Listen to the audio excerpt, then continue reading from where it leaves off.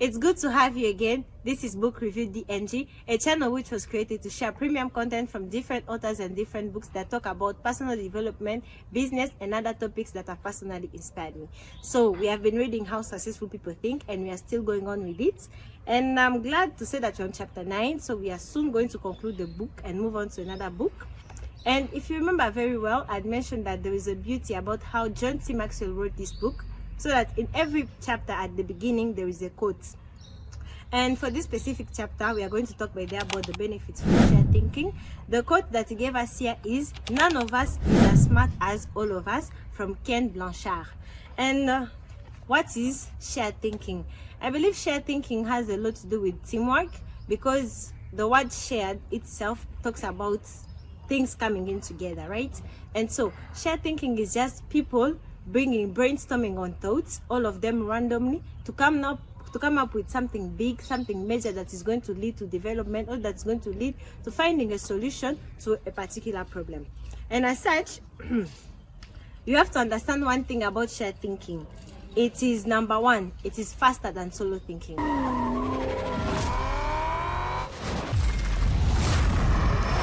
When you're thinking alone about how you're going to make sure that you gain more benefits in the coming month, trust me, you're going to be very slow than when you're thinking with other members from the company. And as such, it actually helps us to get a lot of tasks done in a limited amount of time. And working with others is like giving yourself a break. It's like giving yourself time to also think and to participate in other activities, because the work will be divided among all of you. You will not be overloaded with work on your own. Secondly, shared thinking is more innovative than solo thinking. Innovation is a result of collaboration. It is hard for one person alone to keep on innovating or making changes. But when you're working as a group, as a whole, when you're having collaborations, you're going to be having a lot of innovations and changes made in a faster period of time than you could ever imagine. If you combine your thoughts with the thoughts of others, you will come up with thoughts you yourself personally you've never had. And I think that's when our creativity also takes place, because when you are all brainstorming on ideas, I might say something that is actually going to give you another idea that we can add on to my idea, and as such, we are going to become creative as a whole, which is very helpful for any sector of life. Third point, shared thinking brings more maturity than solo thinking. You've had experiences that probably I haven't, and I've also been through things that you haven't gone through. So when we come together, as I'll be talking about my experiences and you're talking about your experiences, we are going to be learning something from each one of us that is going to lead us to mature in a way that we couldn't if we kept on thinking on our own. And as such, if you don't have, maybe you're facing something and you don't know what to do, you don't know which way to go, and you encounter somebody or people that have actually been through such things, even if they all were part of a certain event, they're all going to have different experiences. So as you're going to be talking to them, you're actually going to get different thoughts from each of them that is going to help you find your own way to get around with the issue that you'll be facing. Fourth point, shared thinking is stronger than solo thinking. Philosopher poet Johann Wolgoff said, "To accept good advice is but to increase one's own ability." When you accept good advice from someone, you're just adding onto your good ability, your own abilities. And as such, I believe we all know the saying, 2 heads are better than one, when they're all working in the same direction.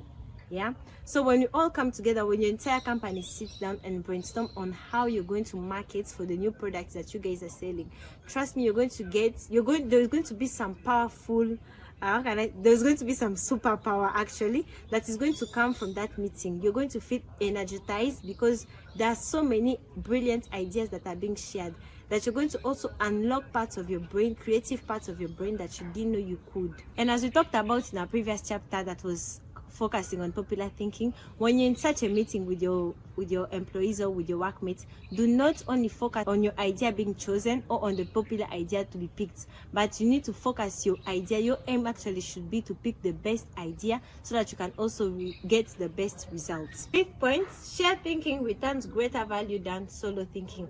Of course, when you're working with many people, surely the results of your act are going to be much more than when you're working alone. Let me give you an example. There is this popular saying that when you're walking or running alone, you go fast, but when you're with other people, you go far. And as such, I think it's self-explanatory, because when you're alone, yes, you can go very fast because no one is making you lag behind. But when you're with other people, you actually go farther because there is a lot of brains at work. There's a lot of energy being put into that work. Sixth point, shared thinking is the only way to have great thinking.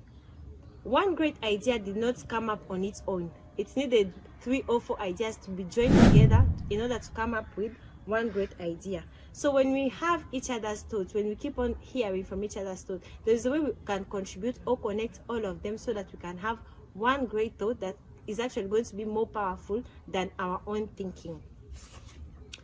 As such, I would like to go on to how to encourage the participation of shared thinking.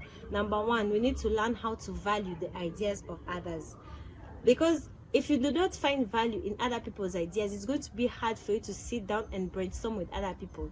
But we should learn to look for beauty, to look for value in other people's way of thinking, so that we can be able to sit and brainstorm with them and be able to also share with them about the same topic.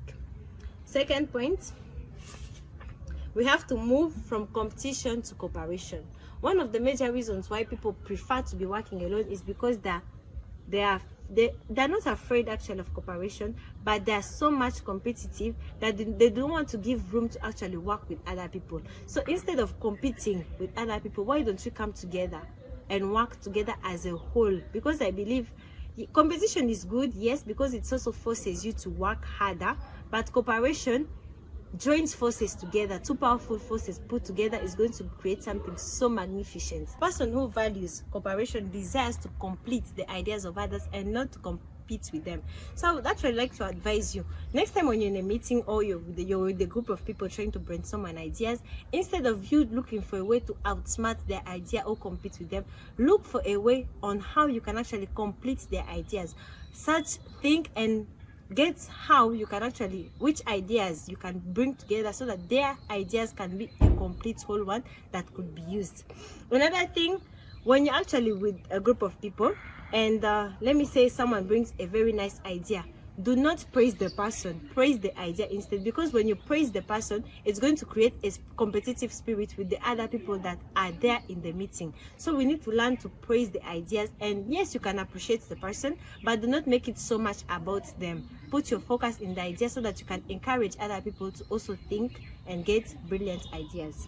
Third point, have an agenda when you meet with people. So as human beings, we are interdependent, and it's very, very hard for us to live on our own.